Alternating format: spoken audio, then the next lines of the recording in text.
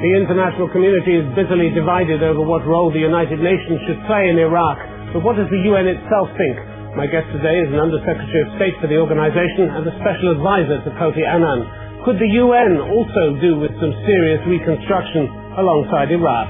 Or if it was a building where people spoke effectively to each other, we wouldn't have seen war in the Middle East for the last 25 days, would we? Let's be honest about this. Talking has broken down, and broken down spectacularly at the United Nations.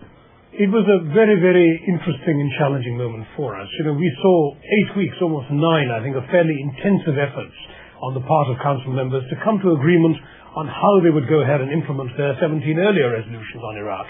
This time they failed to agree. 17 times earlier they had.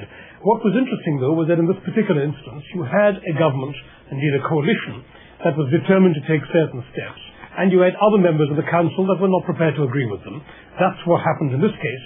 I do want to remind you, though, that on a whole host of other issues, in precisely the same period, during the same 8 or 9 weeks of disagreement, you were seeing agreement on issues ranging from Congo to Cyprus, from Côte d'Ivoire to Afghanistan. Yes, well, that wasn't the issue of the moment, was it? The accusations being levelled at the UN is that you failed the anti-war camp because you couldn't stop the war, and you failed the pro-war camp because you didn't back up threats with action.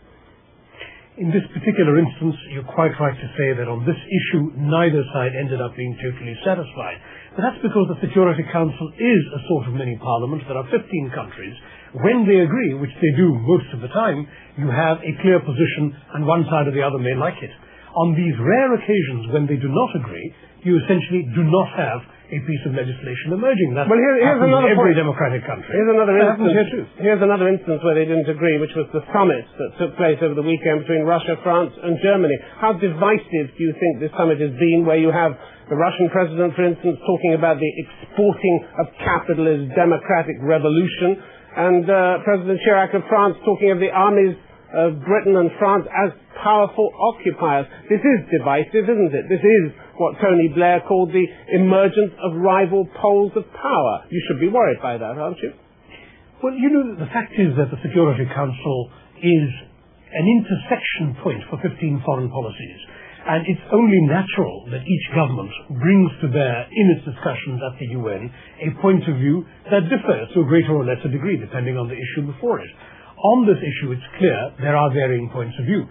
One of Kofi Annan's big priorities is to try and bring countries together, not to agree with each other in every particular, that would be really quite unusual, but rather to get them to find common ground where their disagreements are not necessarily that severe. And I think that process is well underway. Listening to you, one could hardly believe that there is a massive war now taking place in the Middle East as a result of massive international disagreement, splits right down the middle of the UN, NATO, the EU and the Arab League, all multilateral institutions now split from top to bottom, and you're sitting there in New York telling me that actually it's really the best of all possible worlds and most people agree on most things.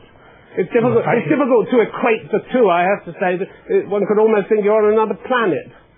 No, I don't think I said it was the best of all possible worlds. I've just said precisely your question has made it clear what one side of the picture is.